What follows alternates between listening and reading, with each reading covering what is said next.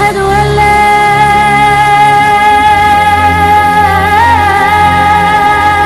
إله إلا الله.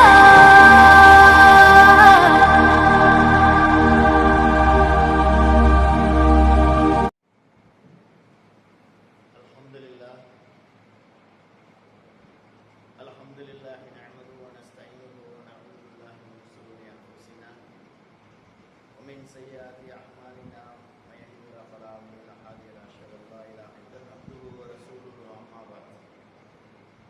கண்ணியத்திற்குரிய எல்லாம் வல்ல அல்லாஹ்வின் நல்லடியார்களே, அளவற்ற அருளாளனும் நிகழ்ச்சி அன்புடையனுமாக எல்லாம் வல்ல அல்லாஹ்வுடைய அழகிய திருப்பெருங்களுடைய ஜும்மாவுரையை நான் ஆரம்பம் செய்கின்றேன். இன்றைய தினம் நம்முடைய சிந்தனைக்காக நாம் எடுத்துக்கொள்ளப்பட்ட தலைப்பு இப்படியும் ஒரு மார்க்கமா என்ற ஒரு ஆச்சரியக்குறியோடு இந்த உரைக்கும் நாம் செல்ல இருக்கிறோம். இப்படி ஒரு தலைப்பை எடுத்ததற்கான காரணம் என்னவென்று சொன்னால், உலகத்தில் எத்தனையோ கடவுள் சித்தாந்தங்களை சொல்லக்கூடிய கொள்கைகள் நம்மளிடத்திலே இருந்து வருகிறதை நம் கண்கூடாக பார்த்து வருகிறோம்.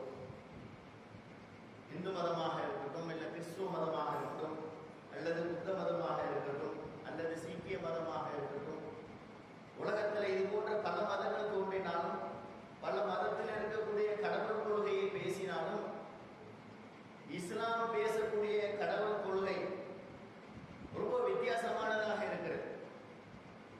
அதனாலதான் இந்த தலைப்பை நாம் எப்படி தேர்வு செஞ்சோம், இப்படியும் ஒரு மார்க்கமா என்று நாம் தேர்வு செய்வோம். ஏனென்று சொன்னால், இந்த உலகத்தில் மனிதன் வாழ்வதற்கு மிக முக்கியமான ஒரு அம்சம் என்னவென்று சொன்னால், பணம் என்று நாம் அதிகமான பேர் நினைப்போம். பணம் அல்ல, சுயமரியாதை. சுயமரியாதை ஒரு மனிதன் விட்டுவிட்டான் என்று சொன்னால் அவனால் நிம்மதியாக வாழவே முடியாது. ஆனால் இஸ்லாம் எப்படி நம்மளை பக்குவப்படுத்திருக்கிறது என்று சொன்னால், சுப்ஹானல்லாஹ், அல்லாஹ் உண்மையிலேயே தூய்மையானவன். அல்லாஹ் ரப்புல் ஆலமீன் நம்முடைய ரத்தத்தை ஊற வைத்து அதற்கு ஒரு தனியாக பாடம் எடுக்க முடியாமல் நம்முடைய ரத்தத்திலே கலந்து வருகிற ஒரு அழகான ஒரு வாழ்க்கை நெறிமுறை நாம் பார்க்கிறோம். ஏனென்று சொன்னால், சமீபத்திலே சென்னையில் இருக்கக்கூடிய ஒரு பள்ளியிலே, பிஎஸ்பி என்று சொல்லக்கூடிய ஒரு பள்ளியிலே, அந்த பள்ளியுடைய தானாளர், அவன் தான் அந்த பள்ளியுடைய ஓனர், பாபான்னு சொல்லி உங்களுக்கு எல்லாம் தெரியும். அவன் என்ன செஞ்சான்னு சொன்னா, பாலியல் விவகாரத்தில் ஈடுபடுகிறான் அங்க உள்ள பெண்களோடு. எப்படி என்று சொன்னால், அங்கே இருக்கக்கூடிய பெண்கள் எல்லாம் கட்டி பிடிக்கிறான், முத்தமிடுகிறார். இது எப்படி முத்தமிடுகிறார் என்று சொன்னால், பெற்றோருக்கு முன்னாலே முத்தமிடுகிறார். அதுதான் கேவலமான ஒரு விஷயம். தனி அறையில முத்தமிட்டால், கட்டி பிடித்தால் அது வேற விஷயம். பெற்றோர்களுக்கு முன்னால் கட்டி பிடிக்கிறார், முத்தமிடுகிறார். அந்த பெற்றோர்கள் என்ன சொல்லுகிறார் என்று சொன்னால், பாபா கட்டி பிடிக்கிறாரு, சாமி கட்டி பிடிக்கிறாரு. மனிதன் சாமியாக முடியுமா? அவன் மீது பாலியல் விவகாரம் வழக்கு தொடர்ந்த போது அவன் மருத்துவமனையிலே சேர்க்கப்படுகிறான். சாமியார் எப்படி சேர்க்கப்படும்? அந்த மூளை வேணாம், அடிப்படை அறிவு வேணாம். நீ வேற விஷயங்களை விட்டுட்டு, அவனுடைய சக்தி இருக்கு, அவன் சொல் இருக்கு, அவனுடைய சொல் பலிக்கும், அதெல்லாம் வேற விஷயம். கடவுளுக்கு என்று ஒரு நியதி வேண்டாமா? கடவுளுக்கு என்று ஒரு சித்தாந்தம் வேண்டாமா? கடவுள் இப்படிதான் இருப்பார், கடவுளுக்கு இந்த தகுதிகள் எல்லாம் இருக்கு என்று ஒரு மனிதன் அறிவை கொண்டு சிந்திக்க வேண்டாமா? சிந்திக்கவே இல்லை. எப்படி சிந்திக்கலாம்? அவர் ஏதாவது ஒன்று சொன்னா அது நடந்துடும். ஏதாவது சொல்லி நடந்துருச்சுன்னு சொன்னா அவர் தான் கடவுள். மனிதன் எப்படி கடவுளாக ஆக முடியும்? மரணிப்பவன் எப்படி கடவுளாக முடியும்?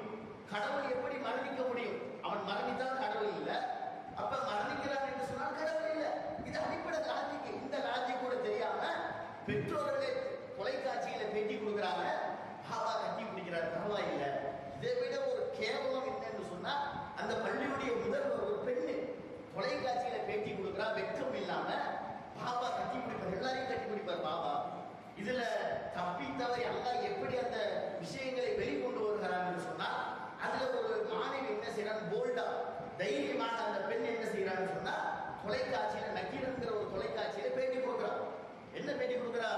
பாபா வந்து பெற்றோர்களுக்கு முன்னால கட்டி பிடிக்கிறதுங்கிறது ரொம்ப சர்வசாதாரணமா கட்டி பிடிப்பாரு.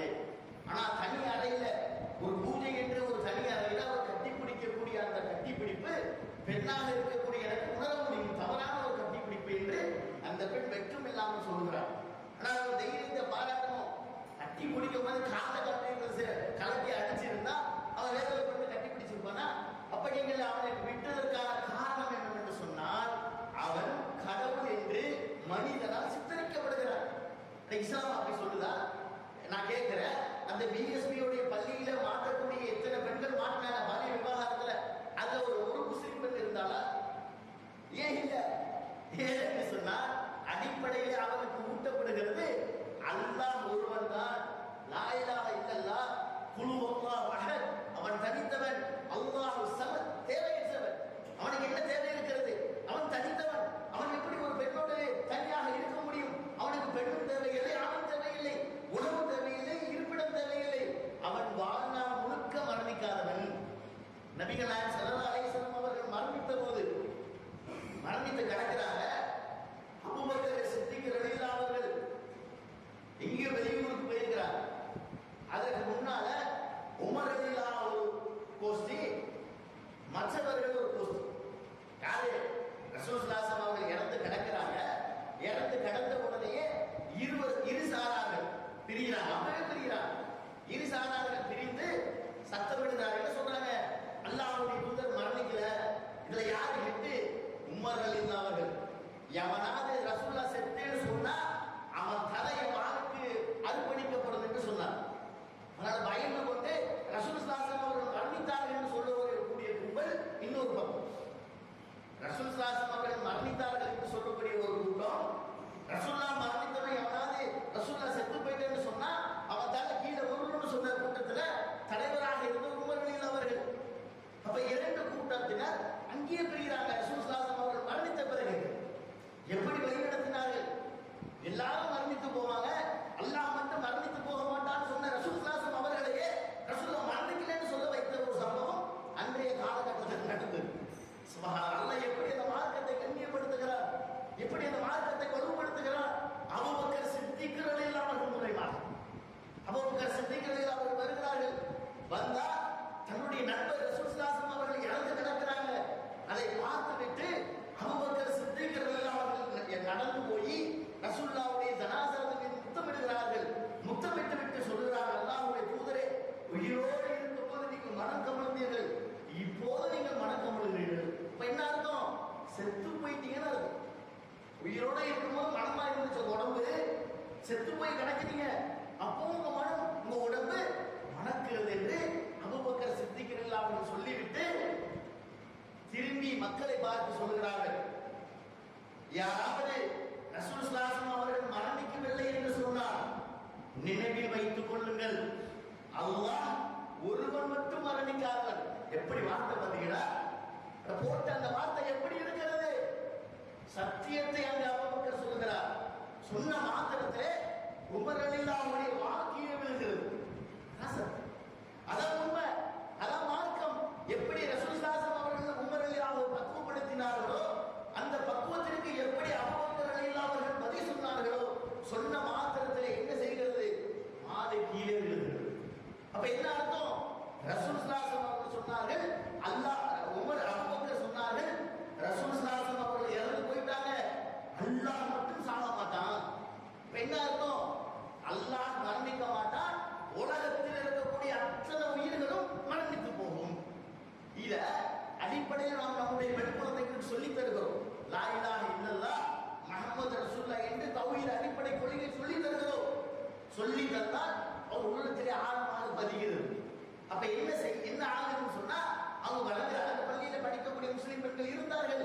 அவர்கள் என்ன நினைத்தார்கள் என்று சொன்னால், இந்த பாபா ஒரு சாமியார் கிடையாது, எந்த சக்தியும் கிடையாது, என்னை படைத்த இறைவனை தவிர உலகத்தில் ஒருவனுக்கும் எந்த சக்தியும் கிடையாது என்ற முஸ்லிம் பெண்கள் நம்பினதுனால தான் அந்த பாபா முஸ்லிம் பெண்களை கட்டி பிடிக்கல, தவறான நடத்தையில ஈடுபடுத்த முடியல.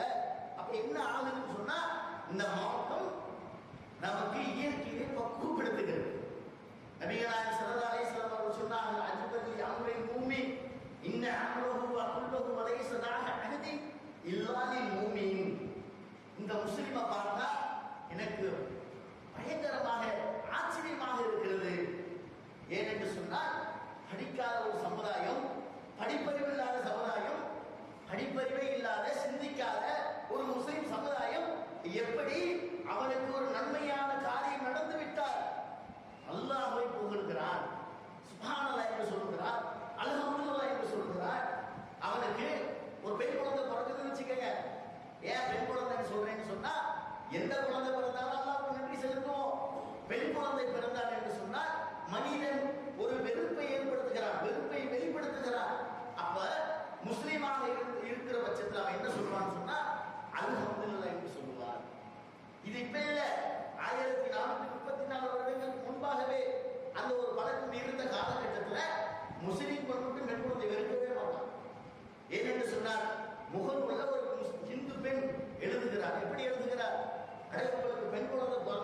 சொன்னா ஒரு வாயோட வீட்டுல துணியை சுத்தி போட்டு வந்துருக்கு. ஒரு இந்து சமுதாயத்தை சேர்ந்த ஒரு சகோதரி எழுதுகிற முகமுள்ள அட உங்களுக்கு பொம்பளை குழந்தை பிறந்துச்சுன்னு சொன்னா இந்த யாரும் கொண்டுடாதீங்கடா, அதை ஒரு துணியை சுத்தி ஒரு பாயோட வீட்டுல போய் போட்டு இருந்துங்க, பாய்க்கார நல்லா வளர்ப்போம் பொம்பளை பிள்ளைய என்று ஒரு முஸ்லிம் சகோதரி சொல்லுகிறார் என்று சொன்னால் இந்த மார்க்கத்தை அவர் தெளிவாக விளங்கி வைத்திருக்கிறார். அதனால இந்த ஆண் பெண் குழந்தை பிறந்தது என்று சொன்னால் ஒரு முஸ்லிம் என்ன சொல்லுகிறார், அல்ஹம்துலில்லாஹ் என்று சொல்கிறார். எதிர்பாராத விதமாக அவனுக்கு பணம் வந்து விட்டது என்று சொன்னார். ஏதோ ஒரு வகையில பணம் வருகிறது, 1 கோடியோ 2 கோடியோ லட்சமோ வருகிற போது அவன் என்ன சொல்லுகிறான் என்று சொன்னால் அல்ஹம்துலில்லாஹ் என்று சொல்லுகிறான். ஆச்சரியப்படல, இது என்னாலன்னு சொல்லல, என்னுடைய சம்பாத்தியத்துன்னு சொல்லல, நான் என்னுடைய திறமையும் நான் சொல்லல, அதற்கு மாறாக அவன் என்ன சொல்லுகிறான் என்று சொன்னான் அல்ஹம்துலில்லாஹ், எல்லா புகழும் அல்லாஹ்வுக்கே. இப்படி சொல்லி பாருங்க, இப்படி சொல்லி பார்த்தா நமக்கு ஆர்வம் வருமா, பெருமை வருமா? அதே வராது. அதனால ரசூலுல்லாஹ் சொல்கிறார்கள் அஜ்பல்லி மூமினி, இந்த மூமினை பார்த்தால் எனக்கு ஆச்சரியமாக இருக்கிறது. நல்லது நடந்த அல்ஹம்துலில்லாஹ் சொல்றாங்க. அதை விடுங்க, நல்லது நடந்த ஒரு அல்லாஹ்வை புகழ்ந்து சர்வசாதாரணம். பெண் குழந்தை கிடைத்தாலோ, பணம் கிடைத்தாலோ, வீடு கிடைத்தாலோ, கார் கிடைத்தாலோ அல்லாஹ்வை புகழ்வது என்பது மனிதனுடைய இயற்கையான ஒரு சாராம்சம். எல்லா மதங்களையும் கடவுளை புகழ்றாங்க. நல்லது நடந்தா பெண் குழந்தை கூட எனக்கு சாமி தான் கொடுத்துன்னு சொல்லுவான், வீடு கொடுத்தா சாமி தான் கொடுத்துன்னு சொல்லுவான். அப்ப இது நல்ல விஷயங்கள் நடந்தா இறைவனை புகழ்வது என்பது மனிதனுடைய ரத்தத்திலே ஊறிப்போன ஒரு விஷயம். இதுல முஸ்லிம் மட்டும் விதிவிலக்கு அல்ல, ஆனால் அதுல வேறொரு விஷயம் இருக்கிறது. அவங்க ரசூலுல்லாஹ் சொல்கிறார்கள், ஒரு கெட்டது நடந்து விட்டால், ஒரு கெட்டது நடந்துருச்சுன்னு சொன்னா அப்பவும் அவன் சபூர் செய்து கொள்ளுகிறான். அல்லாஹ் ஏதாவது நடக்குமா?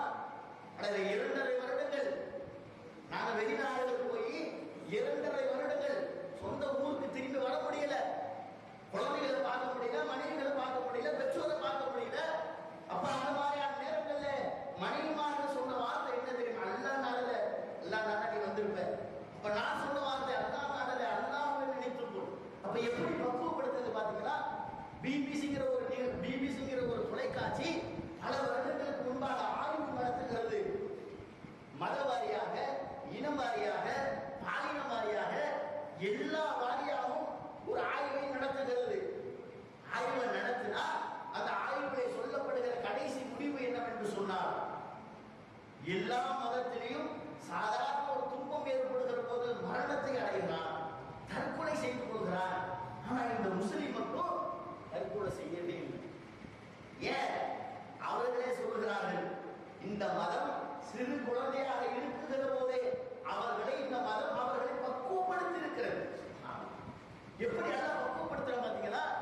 இதுக்கு உன்னோட பெற்றோர்கள் சொல்லி தரல, என்னுடைய பெற்றோர் சொல்லி தரல, இயற்கையாவே என்னுடைய மதம் மார்க்கம் ஒவ்வொன்றாக ஒரு சில நேரங்களில் எனக்கு சொல்லிக் கொடுத்து கொண்டே வருகிறது. அல்லாஹ்வை தவிர, அல்லாஹ் ஆதினால தவிர உனக்கு ஒண்ணுமே நடக்காது, அல்லாஹ்வுடன் எல்லாமே என்று இந்த மார்க்கம் எனக்கு சொல்லி தருகிற காரணத்தினால நான் எப்படி பக்குவப்படுகிறேன்? இயற்கையாக பக்குவப்பட்டு போகிறேன்.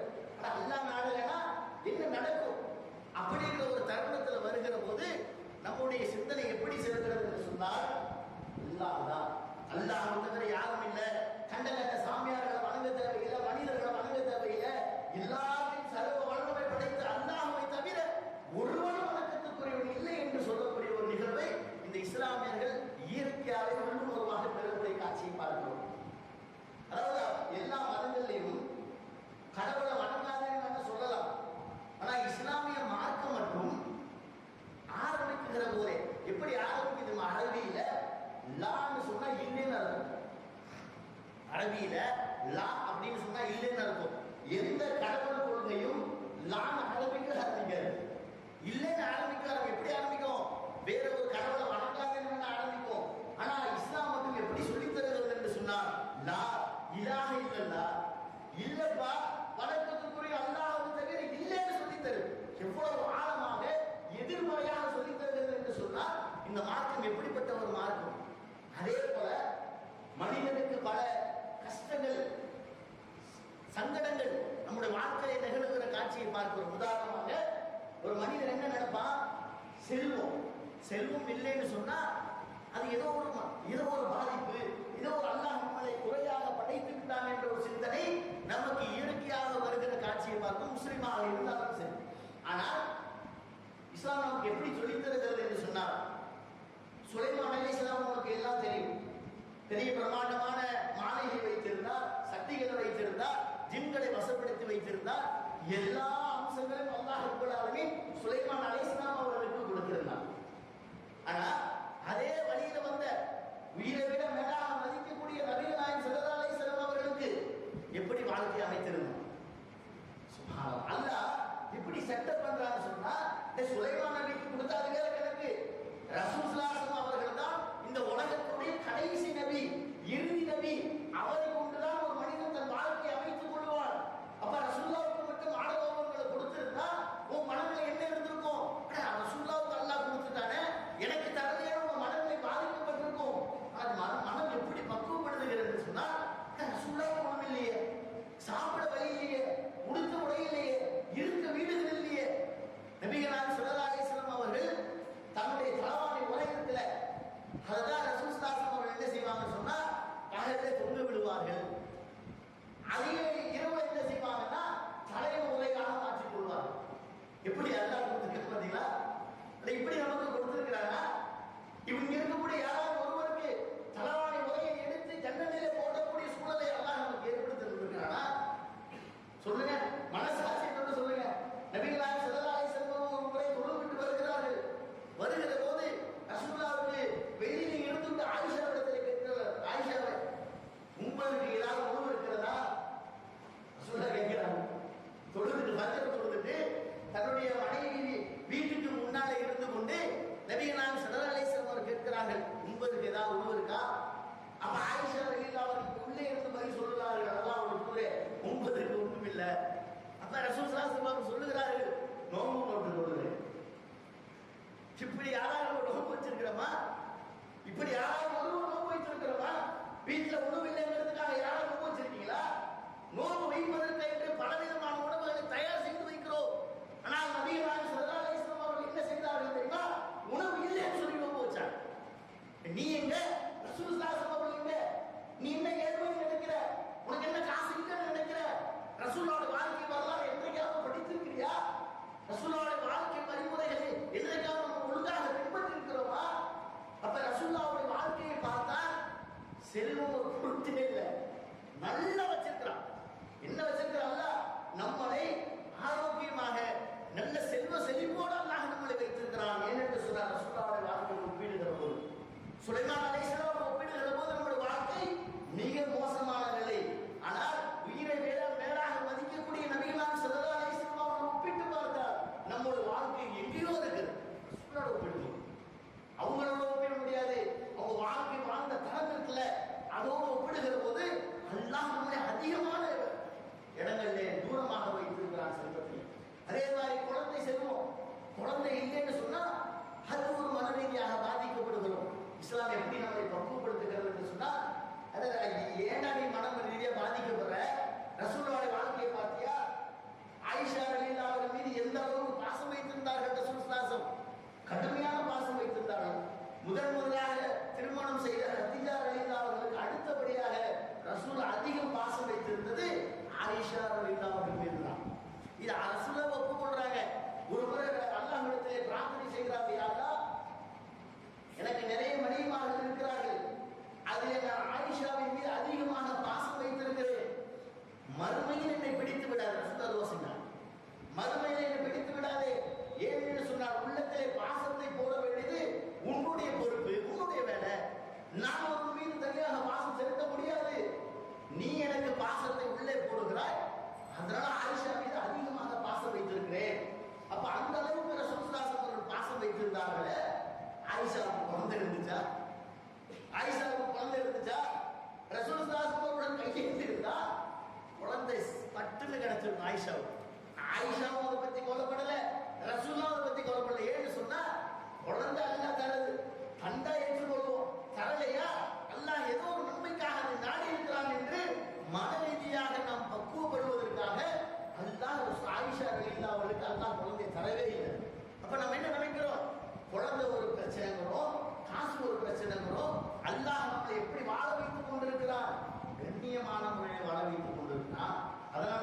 இப்ப எப்படி தேர்வு செஞ்ச? இப்படியும் ஒரு மார்க்கமா? என்ன படிப்பறிவு இல்ல, சிந்திக்கக்கூடிய ஆற்றல் நம்ம சமுதாய மக்களுக்கு. ஆனாலும் அவர்கள் எப்படி கண்ணியமான முறையில் வாழ்ந்து கொண்டிருக்கிறார்கள் அந்த நிகழ்வு நம்மை மெய்சிலிருக்க வைக்கக்கூடிய காரணத்தினால அல்லாஹ்வை அதிகமாக புகழ்ந்து அல்லாஹ்வுடைய மார்க்கத்தை சரியான முறையில் பின்பற்றக்கூடிய மக்களாக அல்லாஹ்வுடைய ஆக்கிய என்று கேட்டுக்கொள்வதாக என்னுடைய முதல் உரை முடிவு செய்கிறேன். அஸ்ஸலாமு அலைக்கும் வரஹ்மத்துல்லாஹி. கணிப்புகள் எல்லாம் நல்லடியார்களே, நாம் இந்த போன அமர்வுக்கு முன்னான பார்த்த என்ன விஷயம் என்று சொன்னால், அல்லாஹ்வுடைய தூதர் நமக்கு சொல்லித் தந்த அந்த மார்க்கம் நமக்கு எந்த விதமான படிப்பறிவுமே இல்லாமல் நம்மளை சீரான முறையிலே பக்குவப்படுத்தி சத்திய மார்க்கத்தின்பால் நம்மளை அழைத்து செல்லக்கூடிய ஒரு நிகழ்வை முதல் அளவில் பார்த்தோம். அப்ப இதுக்கெல்லாம் என்ன அடிப்படை காரணம் என்று சொன்னால்,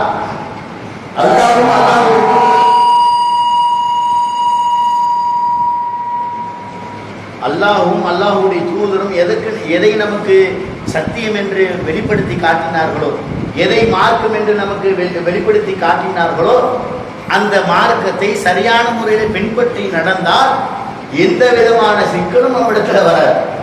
இந்த இடத்துல இந்த காலத்திற்கு ஒரு விஷயத்தை சொல்ல வேண்டியது கட்டாயம் கடமையாக இருக்கிறது. என்னவென்று சொன்னால், சத்திய மார்க்கத்தை சொல்லக்கூடிய அல்லாஹ்வும் ரசூலையும் சொல்லக்கூடிய ஒரு மனிதரை, தனிப்பட்ட மனிதரை நாம் நேசித்து விடுகிறோம். நம்மளை அறியாமலேயே ஒரு மனிதரை நேசிக்கிறோம். ஏனென்று சொன்னால், நல்ல முறையில பயான் பண்றாரு, சத்தியத்தை சொல்றாரு, அல்லாஹ் சொல்லுகிறாரு, அல்லாஹ்வுடைய சத்திய மார்க்கத்தை மக்களுக்கு மத்தியில எடுத்து உரைக்கிறதுல இவர மாதிரி ஒரு ஆள் இல்லைன்னு சொல்லி நம்ம மனதளவில் இயற்கையாக பகிர்ந்து விடுகிற காட்சியை பார்த்து இயற்கை, அது இயற்கை தான், யாரும் இல்லை. அதனாலதான் எம்ஜிஆர் வெள்ள கருவு கண்ணாடி கூட தொப்பி போட்டு வந்தா பெண்கள் எல்லாம் அழகோடு போட்டோம். ஏன்னு சொன்னா இயற்கையாக உள்ளத்திலே பதிந்து விட்டது. ஒரு ஆளக தொப்பி போட்டு வந்தா மக்களுக்கு நன்மை செய்யக்கூடியவனுங்கிற ஆள் மனதில் பதிந்ததுனால எம்ஜிஆர் இன்னைக்கும் அழிக்க முடியல. சில கிராமங்கள்ல போய் கேட்டீங்கன்னா கிளைவிகள் தான் சொல்லுவாங்க, ஜெயலலிதா எம்ஜிஆர் செத்தான்னு சொல்லாத, ஜெயலலிதா செத்துத்தான ஒத்துக்கிற மக்கள் எம்ஜிஆர் சாகலன்னு ஒத்துக்க மாட்டேங்கிறாங்க. இயற்கையாக பதிந்து விடுகிற காட்சியை பார்க்கிறோம். அதனால இந்த இடத்துல நாம் ஆழமாக ஒரு விஷயத்தை பதிவு செய்ய வேண்டிய கட்டாய கடமை சூழல். இந்த சூழல் நமக்கு கட்டாயமாக்குகிறது என்னவென்று சொன்னால், நீங்கள் ஒரு மனிதர் சத்தியத்தை சொல்லுகிறாரா, அந்த மனிதரை பார்க்க வேண்டிய அவசியமே இல்லை. நானாக இருந்தாலும் எந்த மனிதராக இருந்தாலும் எவ்வளவு பெரிய ஆலிமாக இருந்தாலும் சரி, நீங்க ஒரு மனிதரை பார்க்கவே பார்க்காது. ஏனென்று சொன்னால் மனிதன் தவறுக்கு அப்பாற்பட்டவன் இல்லை, தவறுக்கு உட்பட்டவன் தான். ரசூலுல்லாஹ் சொன்னாங்க, ஆதமுடைய மனிதன் அனைவரும் தவறு செய்யக்கூடியவன். தவறுலேருந்து யாரு விலகிறாலும் அவங்க சிறந்த மனிதன் சொன்னாங்க ரசூலுல்லாஹ். ஆனா ரசூலுல்லாஹ் என்ன சொன்னாங்க, ஆதமுடைய மனிதன் அனைவரும் தவறு செய்யக்கூடியவன் தான். அப்ப நீங்க ஒரு ஆலிமை பார்த்து, ஒரு பேச்சாளர் பார்த்து ஒரு பிம்பத்தை நீங்கள் ஏற்படுத்தினால் உங்களுடைய தவறா இல்ல மார்க்கத்துடைய தவறா? உங்களுடைய தவறு தான். அப்ப என்ன ஆள் மனசை என்ன பதிய வைக்கணும்னு சொன்னா, லா இலாஹ இல்லல்லாஹ் முஹம்மது ரசூலுல்லாஹ் கலிமா தௌஹீத் கலிமா. இந்த விஷயம் சொன்ன என்னைக்காவது தவறா இருக்குமா? நான் இந்த சத்திய கொள்கையை சொல்றேன், நானே ஒரு தப்பு செய்யறேன், ஆனா நான் சொன்ன அந்த கலிமா இருக்கிறத அதுல தவறு கண்டுபிடிக்குமா? நீங்க முடியாது. என்னங்க லா இலாஹ இல்லல்லாஹ் சொல்லிவிட்டு அது தவறு இருக்குன்னு சொல்ல முடியுமா? முடியாது. ஆனா என்ன செய்யலாம், நீ தப்பு செஞ்சுட்டேன்னு என்ன சுட்டி காட்ட முடியும். ஏன்னு சொன்னா ஒரு மனிதன் என்பது இயற்கையாக தவறு செய்யக்கூடியவர். யூசுப் அலைஹிஸ்ஸலாமுடைய வாழ்க்கை வரலாறு உங்களுக்கு எல்லாம் தெரியும். நபிகள் நாயகம் ஸல்லல்லாஹு அலைஹி வஸல்லம் அவர்கள் யூசுப் அலைஹிஸ்ஸலாத்தை எப்படி வர்ணிக்கிறார்கள் சொன்னா, அல்லாஹ்வுடைய நேரடியான அழகிலிருந்து படைக்கப்பட்டவர் தான் யூசுப் அலைஹிஸ்ஸலாம். யூசுப் அலைஹிஸ்ஸலாத்துடைய அழகிலிருந்து படைக்கப்பட்டவர்கள் தான் மனிதர்களாகிய நாம் என்று சொல்றாங்க ரசூலுல்லாஹ். இந்த உலகத்தில் இருக்கிற ஆணை பார்த்தே ஒரு பெண் மயங்கலாக இல்லையா? உலகத்துல ஒரு படைக்கப்பட்ட ஒரு ஆணை ஒரு பெண் மயங்கலாக இல்லையா? அப்ப யூசுப் அலைஹிஸ்ஸலாம் நேரடியாக அல்லாஹ்வுடைய இடத்திலிருந்து படைக்கப்பட்டதுனால அதிகமான ஈர்ப்பு பெண்களுக்கு இருக்கும். அதனால அந்த ராணி என்ன செஞ்சார், யூசுப் அலைஹிஸ்ஸலாத்தை எப்படியாவது அடையணும், அவரோடு எப்படியாவது ஒரு இல்லற வாழ்க்கையை ஈடுபடணும்னு வெறித்தனமாக யூசுப் நபியை சுற்றி சுற்றி வந்தார். அப்ப ஒரு காலகட்டத்துல ஒரு இடத்துல அவர் நெருங்குகிற போது அல்லாஹ் திருமறைகளை சொல்லி காட்டுகிறான், அவரும் நோக்கினார். அப்ப என்ன அர்த்தம் சொன்னா, அவருக்கு ஏதோ மன ரீதியாக சஞ்சலப்பட்டு இருக்கிறது. அல்லாஹ் சொல்லிட்டு சொல்றான், அவர் அல்லாஹ்வுடைய அத்தாட்சியை பார்க்கலன்னு சொன்னா அப்படின்னு சொல்றான். இப்ப என்ன அர்த்தம், அல்லாஹ்வுடைய அத்தாட்சியை பார்க்கலன்னு சொன்னா யூசுப் நபியும் தவறு செய்திருப்பார். அதுதான் பொருள். அப்ப நிறுத்துறான் அல்லாஹ். அவரும் நோக்கினார், இவரும் நோக்கினார். அல்லாஹ்வோட அத்தாட்சியை பாருங்களேன்னு சொன்னா அப்படி நிறுத்துறான். அப்ப என்ன அர்த்தம்? மனிதராக இருக்கக்கூடிய அனைவரும் தவறு செய்யக்கூடியவர்கள் தான். நீங்க எப்ப இருந்தாலும் சரி, சத்தியம் சொல்லக்கூடிய எந்த மனிதனையும் சத்தியத்தோடு ஒப்பிட்டு உங்க உள்ளத்துல பயிர் வைக்க வேண்டிய அவசியமே இல்லை. ஒரு மனுஷன் நாளைக்கு தப்பு செய்வான், அவன் சொன்ன கொள்கை எப்படி அல்லாஹ் ரசூலும் சரியா சொன்னானா அந்த கொள்கையை எடுத்துக்கங்க. மனிதன் மனிதன் மனிதன் தான். அதனாலதான் ஆரம்பத்தில் நான் சொன்னேன், பாபாங்கிற ஒரு அயோக்கிய ஒரு மனிதன், அவன் எப்படி சாமி ஆக முடியும்?